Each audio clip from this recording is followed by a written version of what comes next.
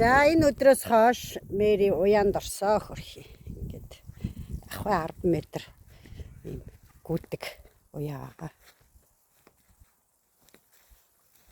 Ингээд л амьдарч байхдаа таарсан юм шиг байна да. Их чөлөө өгөөд байхад идэл чадаагүй чи одоо яа гэх вэ? Гэр охин нохоо гэрээсээ холддгүй л гэдэг чи байхгүй. Одоо ингээл 10 метр гэрээсээ холдохгүй гүйжээ за. Өөр найраа байхгүй ч юм.